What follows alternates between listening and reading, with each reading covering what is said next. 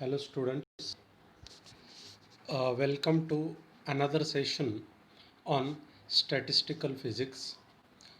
We are in the second unit, classical statistics and quantum statistics. In the previous sessions, we have studied what is meant by phase space, what is classical statistics, what is quantum statistics, what is Maxwell-Boltzmann statistics, what is Bose-Einstein statistics. In the today's session, we will study what is Fermi-Dirac statistics, isn't it? So, as the nature of the particles differ, isn't it? So, different types of statistics types of statistics depending upon the nature of the particles, isn't it? Now, uh, Fermi-Dirac statistics. This Fermi-Dirac statistics was proposed by Enrico Fermi and Paul Dirac in 1926. This statistics is applicable to identical and indistinguishable particles having half integral spin, isn't it? In the Bose-Einstein statistics was applicable to identical and indistinguishable particles having integral spin. Here the difference is that these particles are having half integral spin. So you remember which are the particles having a half integral spin? The example is of electrons. These particles obey Pauli's exclusion principle. So no two electrons can have all the four quantum numbers same. So no two electrons can occupy a same energy level, isn't it? So this is what is called as Pauli's exclusion principle for applicable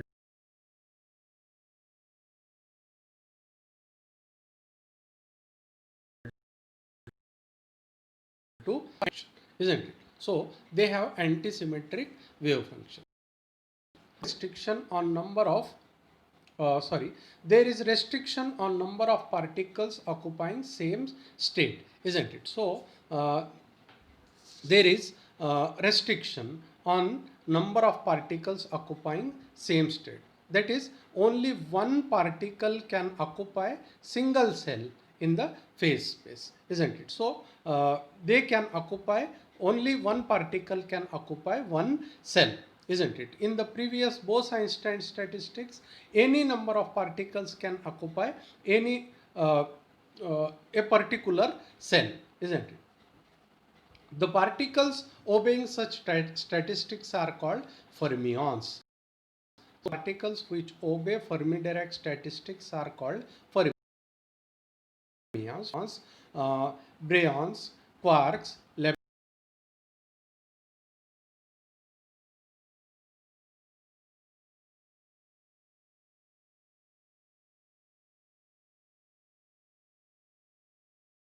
leptons. So here we can have a idea about the particles, which statistics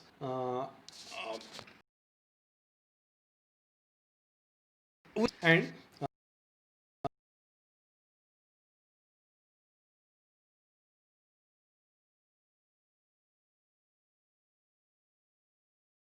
Fermi distinguishable. You can distinguish P and which is particle P and which is particle Q. Same is here. So the left compartment, P particle in the right compartment. Here both the particles are in the right compartment. So if for two particles arrangements, we can arrange them in and distinguishable. So we get four microstates, isn't it? So here the particles are identical and indistinguishable.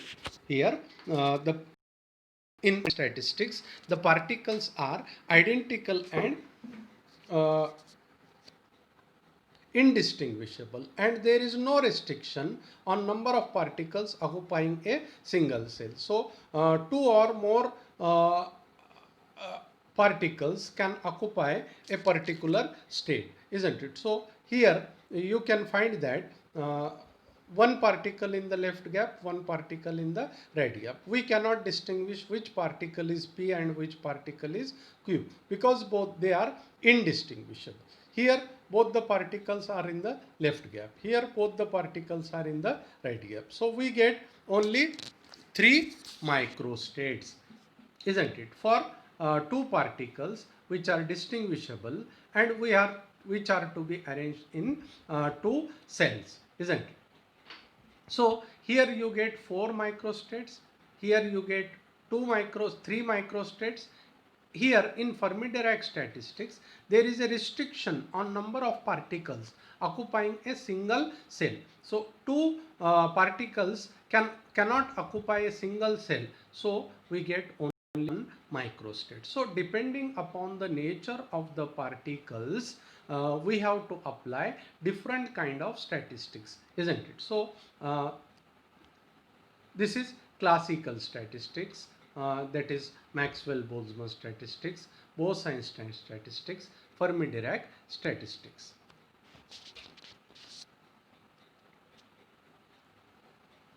Now let us study what is Fermi-Dirac statistics. So Fermi-Dirac statistics is obeyed by distinguishable particles of half integral spin. So particles having half integral spin that have antisymmetric wave function and obey Pauli's exclusion principle. So we have seen these things. Consider n fermions. Let us consider n fermions with the total energy E. Let the total energy of this capital N number of fermions is E. Suppose N1 particles occupy first energy level E1, N2 particles occupy second energy level E2, and so on. Let us now find out the total number of ways in which Ni particles can be distributed in Gi cells having energy Ei, isn't it? The number of divisible arrangements of Ni particles arranged in Gi cells is Gi factorial divided by Ni factorial into Gi minus 1 factorial. So we will discuss this thing. So there are different energy levels E1, E2, E3, E1, E2, E3, E4 and say Ei. Let N1, N2, N3, N4 and Ni number of particles are to be arranged in these energy levels. So these energy levels are again divided in different cells. So energy level E1 is divided in G1 number of cells, energy level E2 is divided in G2 number of cells, E3 is divided in G3 number of cells.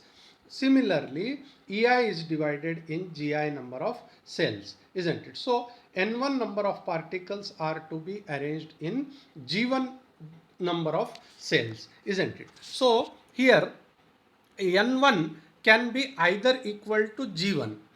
So N1 can either be equal to G1 or G1 can be greater than N1. G1 can be greater than N1. Or N1 cannot be greater than G1. So number of particles cannot be greater than the number of cells. This is what is the condition here, isn't it? Because one particle can occupy a single cell. No two particles can occupy a single cell. This single cell cannot occupy two or more particles. It can occupy only a single particle. So let us take an example. Let there are three compartments. So Gi is equal to 3 and two particles. These are the two particles. So these two particles can be arranged in three cells like this. In the first arrangement, two particles, one particle in the first compartment, second particle in the second compartment. Here first particle in the first compartment, second particle in the third compartment. Here first particle in the second compartment, second particle in the third compartment. So third compartment. So you get three different arrangements. So two particles can be arranged in three compartments in three different, which can be written like this. So how many number of sections are there, compartments are there? Gi. How many number of particles are there? Ni. So Gi C Ni. How many combinations are possible? Gi C Ni. So Gi factorial divided by Gi minus Ni factorial into Ni factorial. If you substitute these values, 3 factorial divided by 3 minus 2 factorial into 2 factorial, that is 3 factorial divided by 1 factorial into 2 factorial. 3 factorial is equal to 1 into 2 into 3 divided by 1 factorial is 1. So and 2 factorial is 1 into 2. We get 3, isn't it? So the number of ways in which two particles can be arranged in 3 cells is 3, which is given by GIC Ni, isn't it? If there are n number of particles, isn't it? And here again we can generalize, isn't it? So total thermodynamic probability is the product of the number of ways in which one number of particles can be arranged in G1 number of cells, N2 number of particles can be arranged in G2 number of cells, N3 number of particles can be arranged in G3 number of cells, and so on. So these are the number of ways of arranging N1 particles in G1 number of cells, N2 particles in G2 number of cells, compartments, and Ni particles in Gi number of compartments. So if you take the product of this thing, you get the thermodynamic probability W. This term can be written in a compact form using the product notation or pi notation.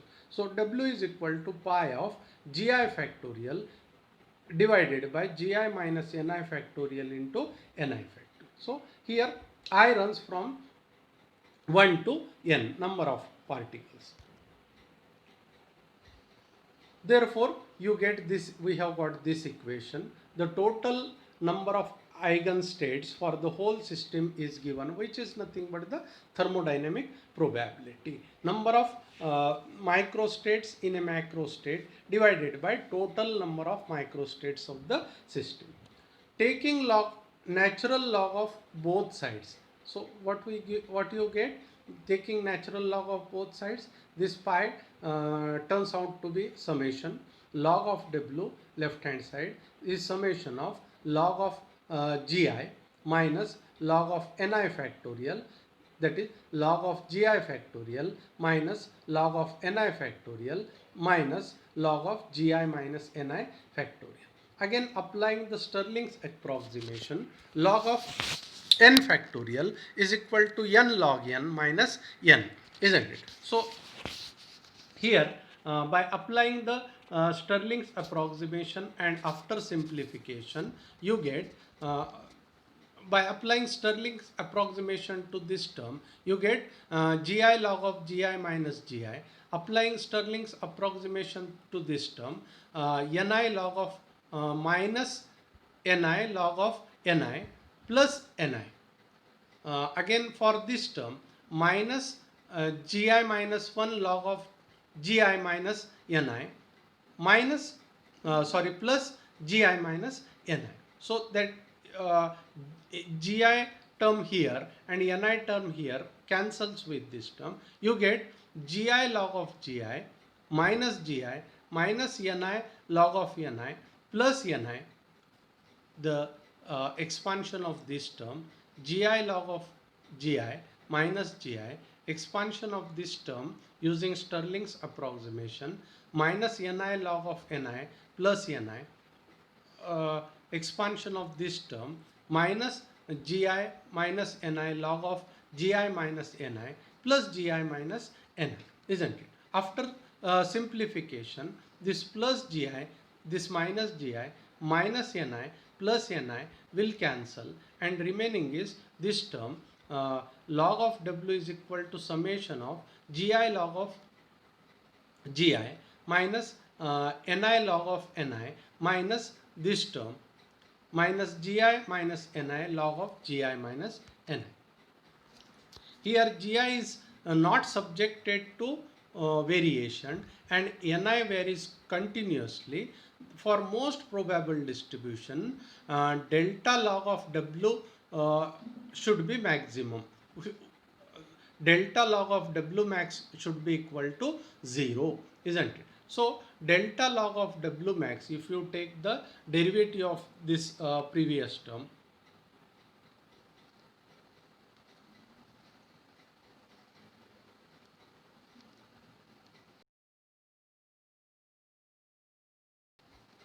this term, derivative of this term, this is constant, isn't it? So its derivative is 0. So you get summation of minus Ni log of minus log of Ni plus log of Gi minus Ni into delta Ni, which must be equal to 0. But we know the number of particles we have studied. This is an isolated system where the total number of particles and total energy is constant, isn't it? So summation of delta Ni is equal to 0, and summation of Ei delta Ni is equal to 0. So this what does it means? Number of particles is constant and total energy of the isolated system is constant. So again by following the same treatment, that is applying the Lagrange method of undetermined multipliers, multiplying equation 4 by minus alpha, equation 5 by minus beta, this equation by minus beta, and adding it to this equation, adding it to equation number 3, you get uh, uh, summation of minus log of Ni plus log of Gi minus Ni minus alpha minus beta Ei into delta Ni is equal to 0. This delta Ni is taken constant, isn't it? So in order to determine the maximum value of W, isn't it? So we are using this Lagrange method of undetermined multipliers. As the variation delta Ni is independent of each other, the variation of delta Ni is independent of each other. So this term should be equated with 0, this bracketed term. So equating that term with 0, equating this term with 0, you get log of Gi minus Ni upon Ni minus alpha minus beta Ei is equal to 0. So log of Gi minus Ni upon Ni, this is minus log, isn't it? So you get this term, isn't it? And simplifying this equation, taking transfer this term to right hand side, it becomes plus alpha plus beta Ei. Taking antilog of both sides, you get Gi minus Ni upon Ni is equal to e to the power alpha plus beta Ei. Dividing this term by Ni, you get Gi upon Ni minus 1, isn't it? If you transfer this minus 1 to right hand side, it becomes Gi upon Ni is equal to e to the power alpha plus beta Ei plus 1, isn't it? Or Ni is equal to Gi upon e to the power alpha plus e to the power beta Ei plus 1, isn't it? So this gives the distribution of the atoms in the various energy states. Probable most probable distribution of the particles in the energy states. This is known as Fermi-Dirac distribution law. This gives the most probable distribution. Here beta is equal to 1 by kt and alpha is equal to minus EF upon kt, where EF is called as Fermi energy. EF is equal to minus alpha kt. EF is equal to minus alpha kt, or Ni is equal to Gi upon e to the power alpha e to the power Ei upon kt plus 1. Ei upon kt plus 1, substituting the value of beta. Let us define what is meant by Fermi energy. At the maximum kinetic energy, at absolute energy, that a free electron is called as Fermi electron. So at absolute zero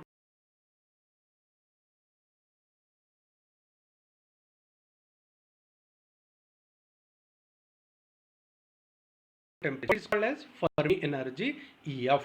Fermi energy EF. So Ni is equal to Gi upon e to the power minus Ei minus EF upon kt plus 1, isn't it? This is called as Fermi energy. Now comparison of the three distribution laws. We will compare that distribution laws in the next session. Just let us compare the final equations here. Final equations, final distribution laws, equations, expressions of the distribution. Let us define a quantity. F of Ei is equal to Ni upon Gi. So F of Ei is called as occupation index of the state of energy Ei, isn't it? So F of Ei is called as occupation index of the state of energy Ei, which is equal to Ni upon Gi. For Maxwell-Boltzmann statistics, F of Mb of Ei is equal to 1 upon e to the power alpha e to the power Ei upon kt. For Bose-Einstein statistics, same equation with minus 1, and for Fermi-Dirac statistics, same equation with plus 1, isn't it? Where E is, if when E is very large as compared to x kt, F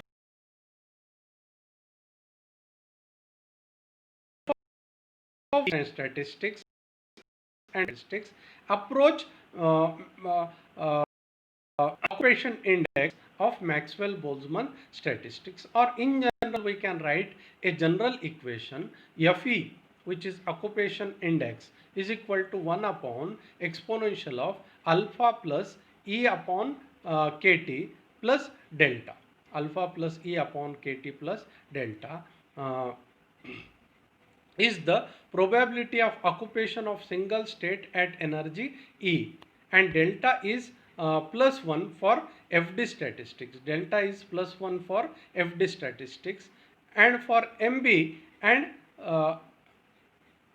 0 for MB, and minus 1 for Bose-Einstein statistics. So this delta is positive, plus 1 for FD, Fermi-Dirac statistics, minus 1 for Bose-Einstein statistics, and 0 for Maxwell-Boltzmann statistics. We will refer Fe as occupation probability or distribution function. So Fe is called as occupation probability or distribution function. So we come to the end of the video. So in today's video, we have studied what is meant by Fermi-Dirac statistics. So this Fermi-Dirac statistics is applicable to certain class of particles. So why was Fermi-Dirac statistics needed or evolved? Because the electronic specific heat of the metals cannot be explained by taking assistance of Bose-Einstein's or Fermi-Dirac statistics. The behavior of electronic specific heat of the metals cannot be explained on the basis of Maxwell-Boltzmann statistics and for Bose-Einstein statistics. Or in order to explain the behavior of electronic specific heat in metals, this statistics was